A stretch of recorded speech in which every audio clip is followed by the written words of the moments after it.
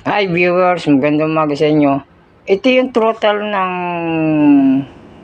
scooter, dipindot na lang. Ayan oh. Para tumakbo. Yan. Pindutin mo lang to, tatakbo na yan. Yan yung pinaka-throttle na. Hindi na yung di ganun. Yan na. Kasi ito, makokontrol mo to eh. Pag mabilis na, bitawan mo lang tong pindutan na yan eh. Titigil na motor niyan. Ang gagawin, pindot. Tapos pag dadating ka sa humps, bitawan mo kasi may freewheeling naman to eh. Tapos ito yung adjustan ng bilis. Ayan, ito nasa number 1 yan. Yung formang yan, number 1 yan. Siya pinaka mabagal na yan. Pag ito pinilit mo pa ng ganyan, bibilis nang masyado yan.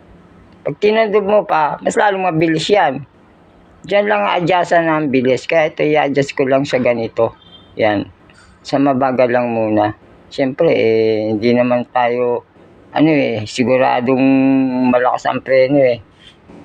So, mga ka-viewers, ito lang yung sinasabi kong BR50K.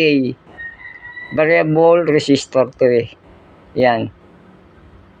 Yan yung pwede gawin itong throttle. Kaya lang, delikado kasi ito pag ginawa mo itong throttle eh, ito.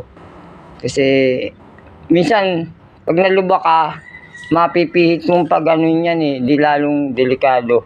Mas maganda yung ganito talaga. Yung dipindot. Yan. Yan. Madaling mabitawan. Saka ito mga ka-viewers, ito, yung battery niya may breaker. Switch breaker to eh. Pag bubuhayin mo yung scooter, i-on mo lang ganyan. Oh. Pag tapos ka nang gumamit, i-off mo lang. So ganyan lang ka-viewers.